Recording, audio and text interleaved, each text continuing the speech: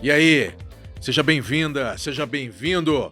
Nova temporada no ar. Aqui é a Escola do Caos, esse é o podcast Caos Corporativo. Estamos começando a temporada RH Estratégico e outras lendas corporativas. Eu sou Alberto Reutemann, você já sabe. Anderson Barros aqui com vocês nesse primeiro episódio. Bora lá! A gente precisa muito conversar a respeito disso, né? Dessa questão toda que envolve os RHs buscando essa agenda de ser estratégico. Não, porque agora nós seremos um RH estratégico. Meu Deus do céu. Porque a gente precisa ser um RH estratégico. Cara, a gente discute esse negócio desde a década de 80. É verdade. E a gente ainda tá nessa busca de entender o que significa ser um RH estratégico, Alberto. Então vamos parar de falar esse troço e vamos entender o sentido de como é que a gente consegue ser, ou pelo menos discutir, comportamentos que ajudam os RHs a se tornarem estratégicos. Não, para se tornarem mais Relevantes, valiosos, né? Relevantes. Vamos falar sobre isso. Roda a vinheta!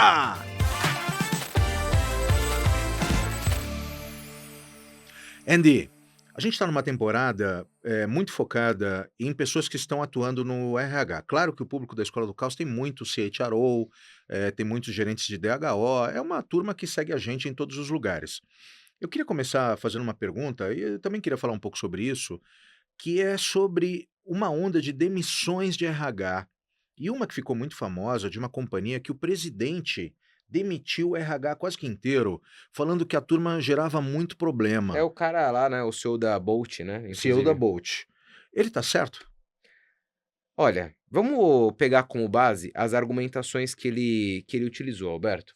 Ele disse que estava demitindo todo o RH porque o RH estava mais atrapalhando do que ajudando e ele considerava os processos do RH muito burocráticos. Foi essa a justificativa dele. Numa empresa com contexto, né, de uma empresa tech, muito específica, aí todo mundo ouviu isso, ficou completamente Doidão. apavorado. Oh, meu Deus, os RHs estão perdendo a relevância. E é verdade que tem muito RH que não consegue ainda materializar toda a relevância que poderia.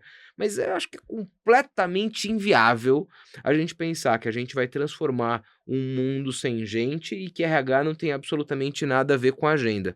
E me parece que o problema está justamente aí, Alberto, nesses RHs que estão olhando ali única e exclusivamente para a operação do RH sem se convidar para a agenda de transformação. E aí a gente está gerando todo esse dilema, todo esse debate, né? Mas o fato é que existem comportamentos que são muito relevantes quando você conversa com um ou uma CHRO top, de verdade.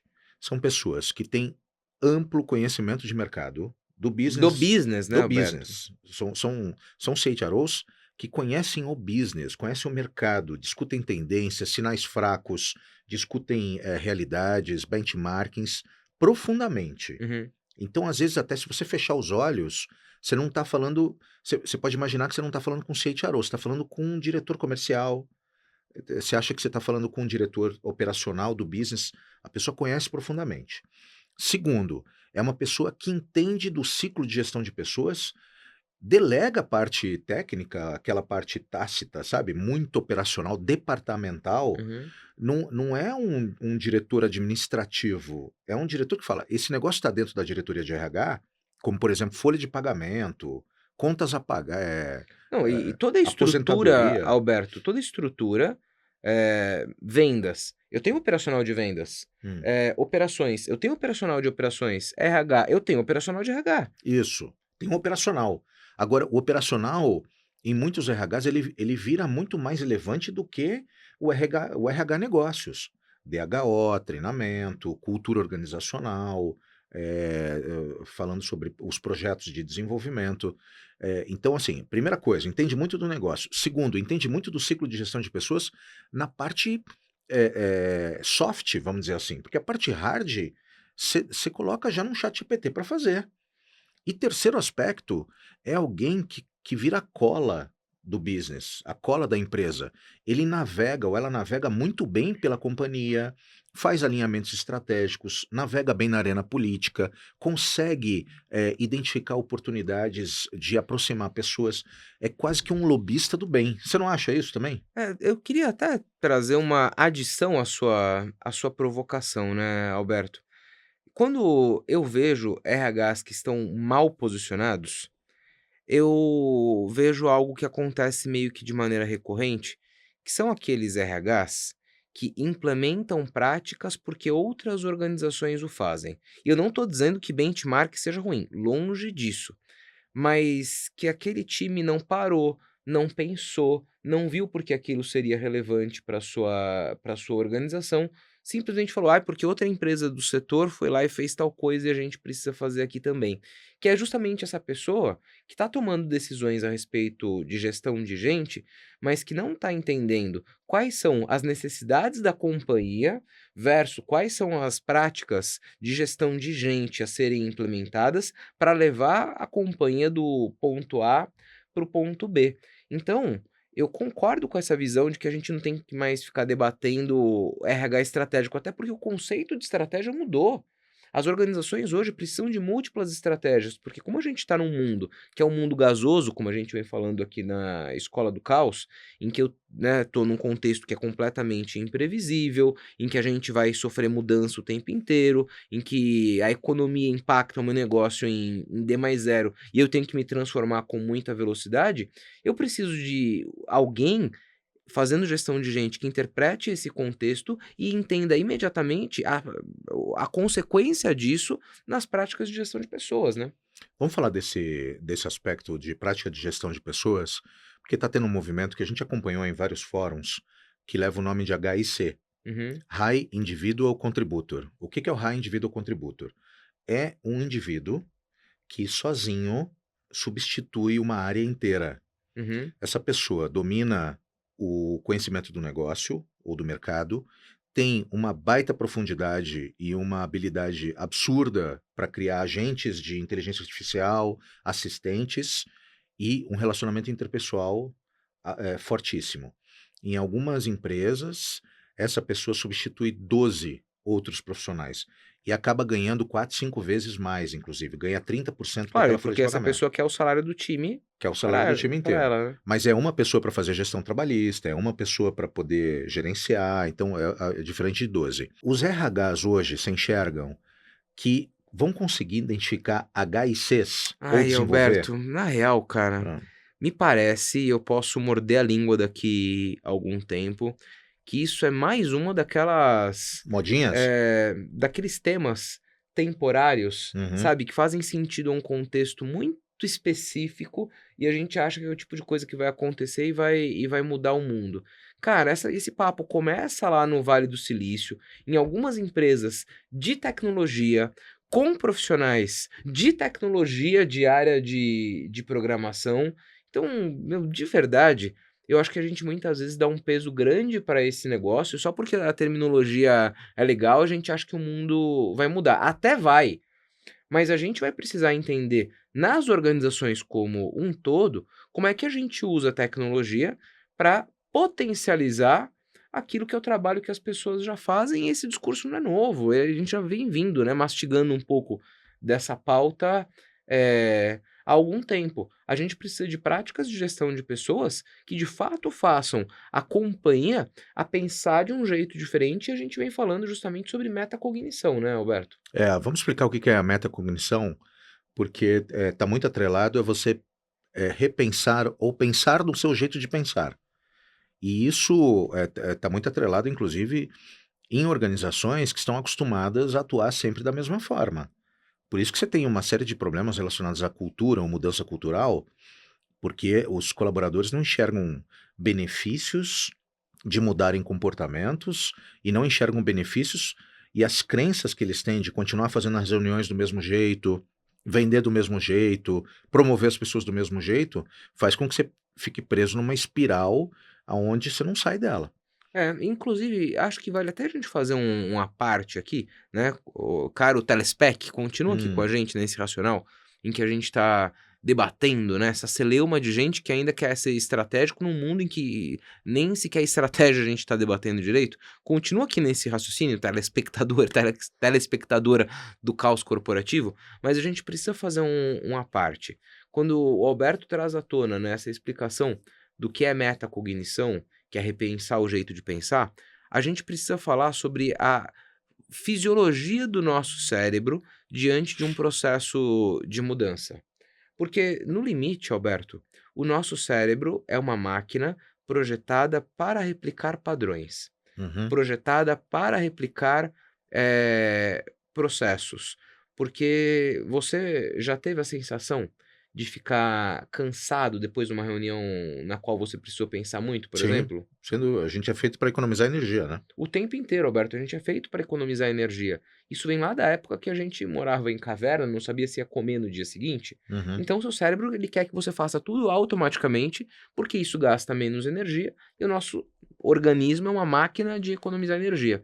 Só para trazer um exemplo, você se recorda de quando a gente foi fazer um projeto em Moçambique, Alberto? Me recordo. Lá aconteceu alguma coisa muito interessante, porque eu tive a oportunidade de andar de carro com um brasileiro Hum. eh, por alguns dias que a gente ficou em Moçambique, e na medida que ele ia trocar a marcha do carro, Alberto, Hum. eu percebia, né, que ele batia a mão na porta, porque em Moçambique, caso você não tenha ido, caro telespectador, se dirige pela mão inglesa. Então esse brasileiro estava lá, e toda vez que ele ia trocar a marcha, ao invés de trocar a marcha, né, com a mão esquerda, uma vez que os comandos do veículo são invertidos, ele buscava, né, trocar a marcha Com a maçaneta da com porta. a maçaneta da porta, praticamente batia a mão. Eu não entendia nada, fui perguntar para ele, ele me falou: puxa, já são 5 anos morando aqui, mas meu cérebro automaticamente me manda usar a outra mão para trocar a marcha. E depois que eu bato a mão, que eu lembro que eu tenho que usar a mão esquerda. Pensa quantas vezes que esse tipo de bizarrice não acontece com aquilo que são os nossos processos cotidianos. Então, eu fiz esse à parte porque, dessa mesma maneira, existem coisas que a gente faz dentro das organizações, inclusive em relação às práticas de RH, porque todo mundo fez e a gente sempre fez assim, né? Eu acho que o desafio que a gente tem hoje na figura de recursos humanos e dentro do que a gente está vivendo, né, de transformação, o mundo hoje está muito mais rápido do que as companhias. E boa parte desse processo de trava psicológica está muito atrelado ao fato da gente ainda se agarrar àquilo que a gente entende que é governança. Em algum momento, a governança é importante, tá? A gente sabe que a governança é importante, senão vai virar bagunça, Outro né? dia eu vi um nome É. legal para isso, Qual? que a gente precisa ter uma governança que destrava a Que companhia, né? destrava. Esse é o ponto, porque boa parte das inovações e das mudanças de processo são tão complexas que desestimulam as pessoas a querer implementar a inovação ou mudança cultural. E sabe onde é que elas colocam a culpa? No headquarter, que fica fora do país, na liderança. Se você é banco, eles falam que a Febraban não deixa, se você é de seguros, fala que a SUSEP não deixa, citam o nome em vão dos presidentes, dizendo, isso aí fulana não gosta, não quer. Então, eu acho que tem uma questão que RH passa a ser um agente facilitador, a RH vira uma graxa para poder fazer as coisas, as engrenagens começarem a rodar. Agora, eu acho que a gente precisa enxergar que a governança também precisa ser reformulada. Tem coisas que não fazem mais sentido discutir dentro de uma companhia. E elas estão politizadas. Elas estão dentro de uma intranet dizendo que a vida é assim. E talvez até questionar as regras do jogo seja um pecado. Mas, Alberto, ainda a respeito disso, me parece que essa é a nova mentalidade que a gente precisa desenvolver nas organizações. E no limite, desenvolver um novo jeito de pensar está muito conectado com aquilo que a gente já tanto fala sobre cultura organizacional. Eu preciso desenvolver um novo jeito de pensar. E isso passa a ser uma atuação hiper relevante das áreas que cuidam de gestão de pessoas. Então, eu vejo esse tema, Alberto, como muito mais simples do que ele parece, sabe? Uhum. Ao invés de ficar tentando buscar o que outras organizações já fazem para estar plugados na estratégia, cara, vamos começar a pensar no porquê que a gente faz as coisas. Por Uhum. que a gente faz o que a gente faz? Quais são os comportamentos que eu preciso impulsionar dentro da minha organização? E a partir disso, repenso rituais, repenso ritos. Quantas organizações você já não viu que tem lá as métricas de gestão de desempenho daquele jeito, só porque o mercado pratica daquela forma e as pessoas Muitas. nunca se questionaram sobre por que que quando faz lá um comitê de calibragem, ele segue determinado patamar. Ela simplesmente replica aquilo porque já viu acontecer em outro lugar, sabe? E tem uma outra questão também, que é o fato de que, muitas vezes, quando você está replicando comportamentos da concorrência, além de você não ter muita capacidade crítica para questionar, as pessoas começam a chegar num esgotamento. Eu vejo muito RH com dificuldade de convencer os boards a reinventarem o bioma onde aquelas empresas existem. Eu vejo muito discurso interessante de precisamos mudar, precisamos inovar, e o RH muitas vezes não tem força para propor direcionamento. Eu acho que a gente está tendo aquele discurso quase que está beirando a hipocrisia, que a gente tem que se reinventar o tempo todo, Uhum, tem que se reinventar, mas na hora de você falar assim, ok, então, bonitão, me diz aí o que que eu tenho que me reinventar. uhum. Quais são os comportamentos que eu deveria mudar? O que que deveria ser diferente nessa empresa?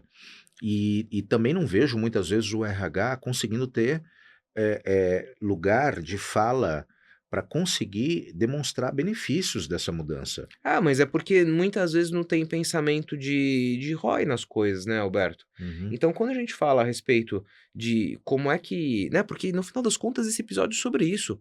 Como é que eu ganho dentro de áreas de pessoas relevância, Uhum. né? Como é que o negócio enxerga aquela minha atuação de maneira relevante? Por que que um time comercial muitas vezes tem um bom status dentro de uma companhia? Porque ele consegue demonstrar indicador daquilo que ele está fazendo. Exato, Hã? porque ele tem um número para mostrar que impacta diretamente o ROI daquela organização, o resultado, o PNL daquela organização. E eu tenho um monte de coisas para mostrar numa agenda de pessoas que impacta resultado daquela companhia, né. E é por isso que, justamente, você tem a maior parte dos presidentes das companhias oriundos das áreas comerciais, das áreas administrativas, das áreas de operação. Não tem quase ninguém oriundo de RH em presidência de empresa. Claro.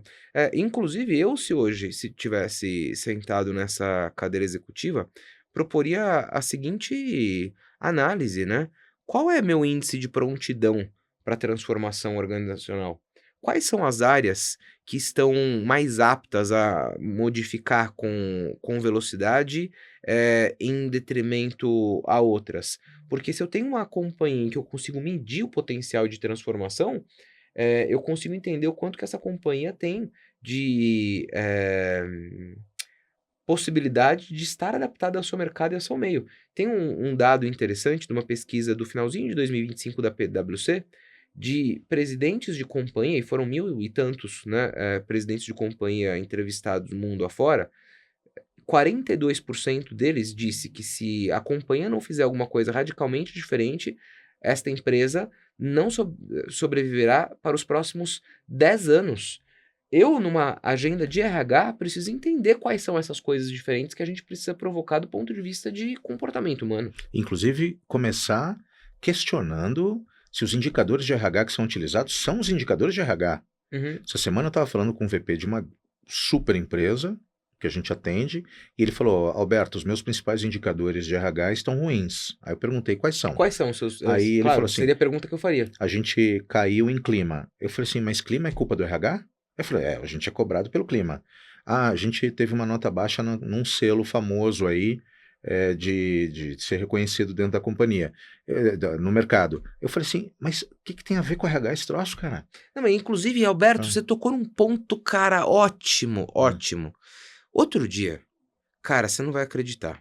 hum. Eu vi uma companhia com a qual nós nos relacionamos que contratou uma consultoria Uhum. para ajudá-la a figurar no selo, né, porque No existem selo. alguns desses Os selos, vários selos. e É. as empresas se preocupam com isso por conta de atratividade, né, E não então só, você sabe que os presidentes de companhia, não sei se os nossos telespects sabem, boa parte do bônus, um dos indicadores de C-level Uhum. é entrar nos selos.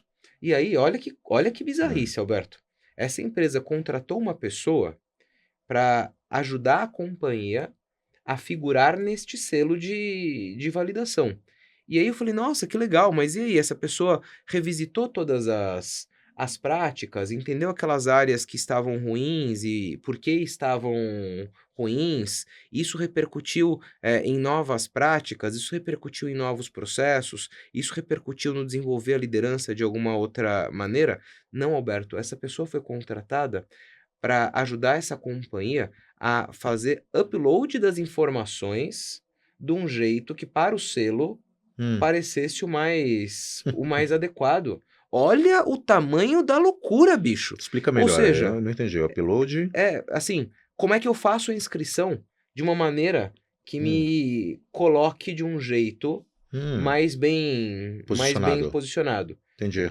A pessoa não foi contratada Ah. para mudar a organização sob a perspectiva das práticas que estavam ruins.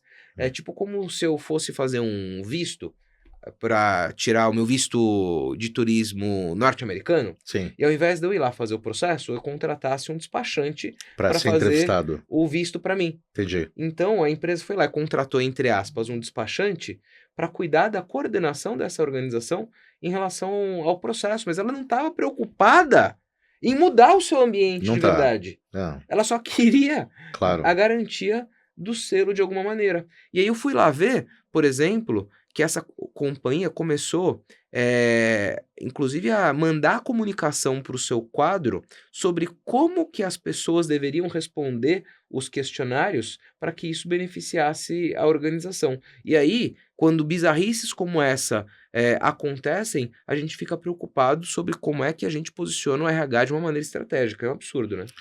É um absurdo, cara. Eu tenho muito questionamento olha, eu conheço, Andy, muitas empresas que têm esse selo, e você olha, o nível de afastamento é altíssimo, nível de reclamação trabalhista é absurdo, nível no Reclame Aqui é estratosférico, e aí a gente fica olhando, e muitas vezes o RH pseudo-estratégico fala assim, conseguimos o selo. Cara, não faz E, sentido. né? Não faz E sentido. como é que tá o seu índice de prontidão? E como é que as pessoas estão se sentindo? Eh, assim, trazendo outra polêmica, tá? Uhum. Hoje você tá nervoso, Hoje hein, eu bicho? tô trazendo Tá polêmicas atacado, hein, para a bicho? pauta. Ah, Sabe por que que a gente prejudicou a pauta de diversidade nas organizações? por quê? Porque teve muita empresa que estava fazendo ação relacionada à diversidade pelo simples fato de que o concorrente também fez. Ah, mas a gente tem que ter ações de diversidade. Por que que tem que ter? Como é que isso vai se juntar à pauta estratégia e como é que a gente se torna uma companhia mais humana, entendendo que se a gente crescer em temas relacionados à diversidade, a gente está beneficiando o negócio. Esse tipo de conversa não aconteceu. Não Eu tenho que ser aconteceu. diverso porque meu concorrente está sendo, percebe? Mas isso vale também para semana do feedback, né? Tem muita empresa que faz porque os outros estão fazendo semana do feedback. Eu acho que muitos RHs, eles são departamentais, eles acabam replicando o que a gente está vendo por aí. Isso sem falar no lance dos onboardings. Eu olho o LinkedIn, vejo aquelas fotos. Tem uma outra questão que talvez valha até um outro episódio, que é o quanto que as pessoas se surpreendem com artefatos de cultura que são muito irrelevantes. Olha o squeeze que eu ganhei. Olha a carta, a impressão da carta estava meio gasta, porque a tinta da impressora não estava legal, mas a pessoa fala, recebi um bombom. Tem gente que vai olhar e vai falar o seguinte, que legal, a empresa deu um bombom para você, o que vale é o gesto. Mas o onboarding é muito mais do que isso. É um ritual de cultura muito importante, né, Alberto? Super. Quanto você antecipa a integração para aquele profissional já começar a rodar, para você desenvolver o costume do colaborador na nova realidade que ele está chegando. Uhum. Então, tem muita empresa que fala, eu tenho um onboard incrível com apoio do RH, porque entrega um kitzinho. Aí é Sabe? uma loucura. Outro dia eu estava em contato com uma organização, Alberto, cliente aqui da Escola do Caos, inclusive, em que toda vez que essa empresa contrata um líder, o CEO da empresa, e não estou Hum, falando de uma empresa pequenininha, não, tá, gente? uhum. O CEO da empresa liga para este líder para falar: olha, que bom que você chegou, tô feliz com sua chegada e saiba que seu principal papel aqui é garantir que a nossa cultura seja bem executada. Olha a diferença. Você acha que vale mais a ligação do CEO ou o squeeze que a pessoa Pois ganhou? é, eu acho que contratação é que nem pênalti, sabe? Pênalti é um momento que você olha, geralmente você já programa quem é que vai bater o pênalti se estiver no jogo. Acho que o Vicente Mateus falava, né? Que pênalti é um negócio tão importante que tinha que ser batido pelo cartola da empresa, do time, né? Então, eu acho que o onboarding é um momento crítico, promoção é um momento crítico, demissão é um momento crítico. Tem momentos mágicos da companhia que você precisa colocar todo o racional e todo o emocional possível para discutir entre as É, pessoas. claro. E aí é uma loucura, né? Porque a gente. E aí eu vou criticar mesmo. Tem um tema que sempre me deixou meio ardido com alguns RHs, clientes queridos com os quais a gente já teve essa conversa, já sabem o que eu vou dizer aqui.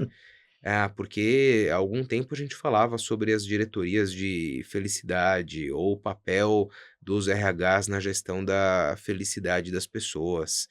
Cara, e isso pra mim sempre soou tão absurdo, Alberto. Esse tema é polêmico, Andy. A gente tem que abrir um whisky para falar sobre isso aí, Tem, né? e é justamente a minha proposta, sabe por quê? Porque dizem estudos que cerca de 50% da felicidade das pessoas está relacionado com questões genéticas, inclusive, Alberto. E quem fala isso é o próprio Shaw Achor, lá no livro dele. Cara, empresas, Alberto, não podem ser responsabilizadas pela Felicidade, né? felicidade das pessoas. Eu tenho que garantir um ambiente justo, um ambiente honesto e um ambiente de respeito. E mesmo assim, fazendo tudo isso, vão ter pessoas que não vão estar felizes porque elas não estão felizes. Isso não pode ser responsabilidade dos RHs. Só que tem gente que embarca nessa pauta sem pensar criticamente a respeito disso.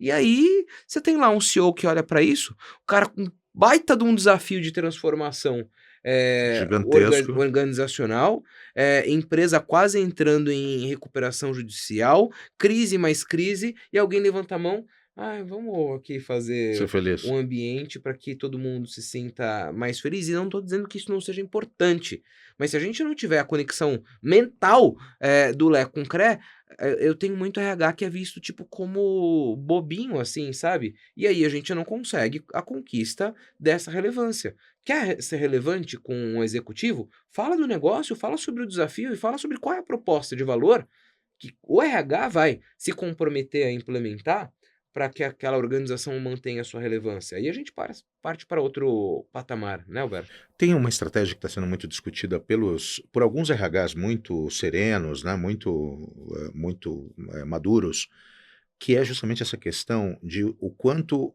a empresa poderia contribuir para levar um pouco mais de estabilidade mental, psicológica e até financeira para o colaborador. Uhum. Porque pela Mas isso lógica, está conectado, inclusive, com aquelas coisas todas de NR1 que você já, isso, já trouxe aqui, né? e leva o nome de University for Life. Então, por exemplo, eu, empresa, começo a dar curso ou começo a contratar, de repente, um assessor financeiro para te ajudar a fazer a tua economia doméstica, porque se estiver devendo muito lá na tua casa, na vendinha, nos bancos, você também não vai conseguir trabalhar aqui dentro.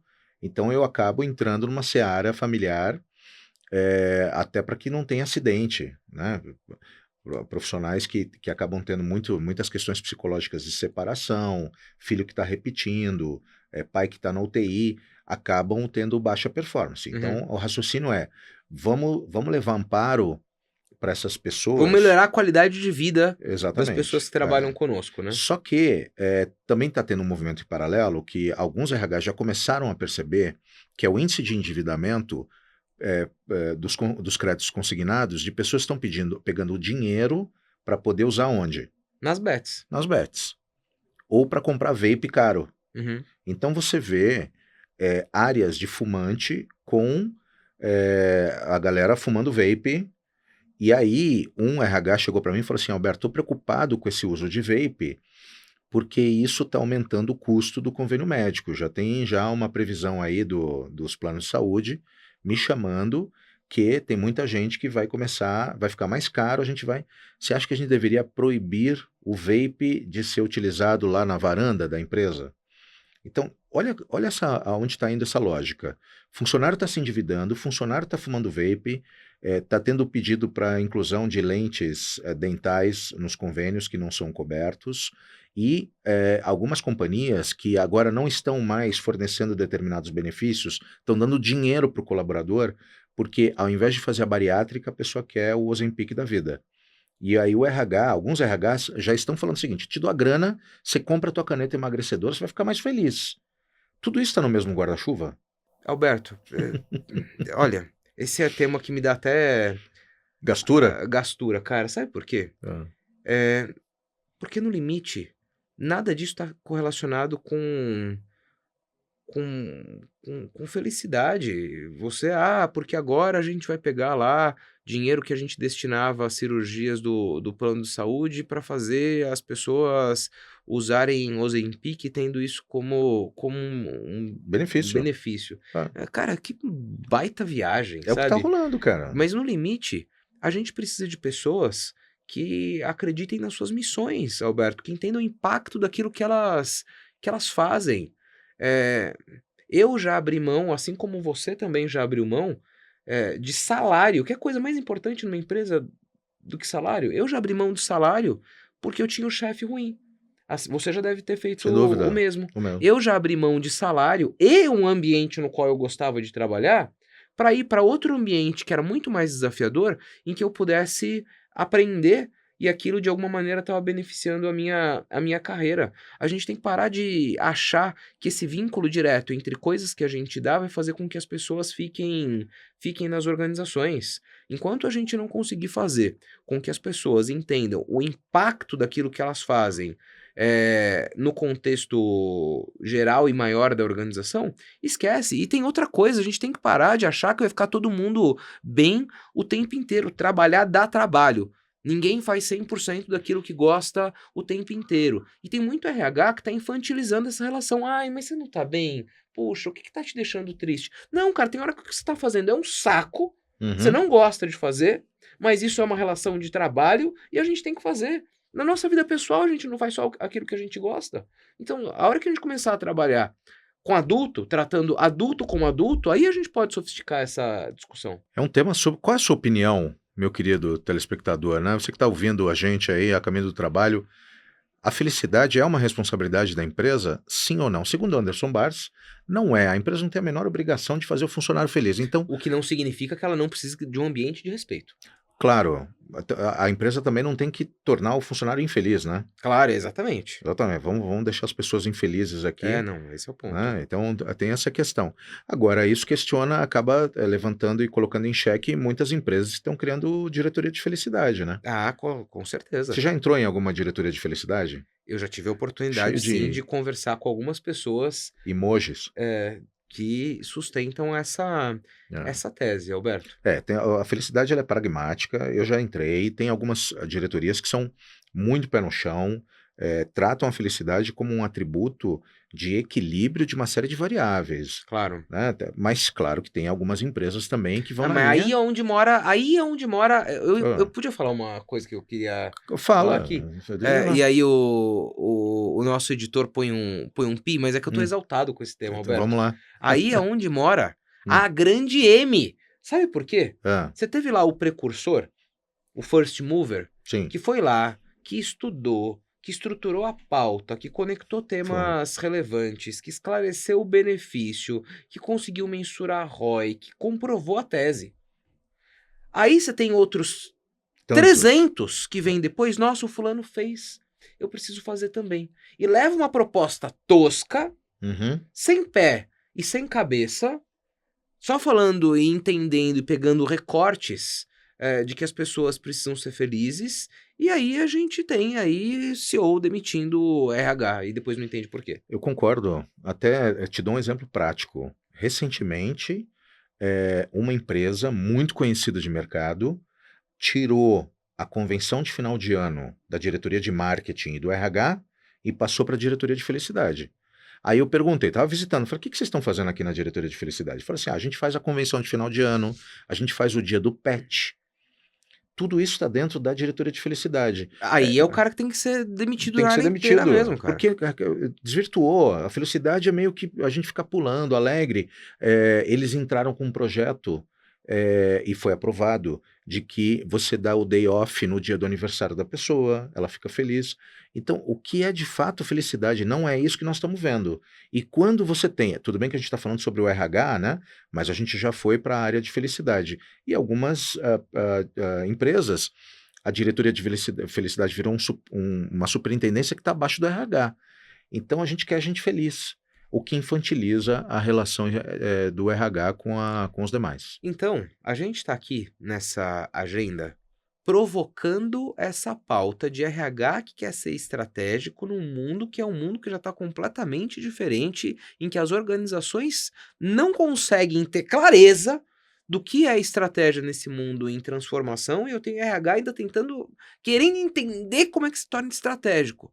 Cara, a distância é muito grande, É Roberto. muito grande. E acho que o erro também está em a gente tentar mudar o nome de RH estratégico para RH alguma coisa, porque eu vejo um monte de gente falando assim, o RH não tem que ser estratégico, o RH tem que ser executor, o RH tem que ser gerador de performance. Agora, cara, tem alguns momentos que achar etiquetas para as coisas, o RH tem que ser RH. E acabou. O RH tem que ser RH, e o RH tem que garantir pessoas que interpretem o momento de mundo e o momento da companhia, e tem que garantir pessoas que consigam fazer essa interpretação, né?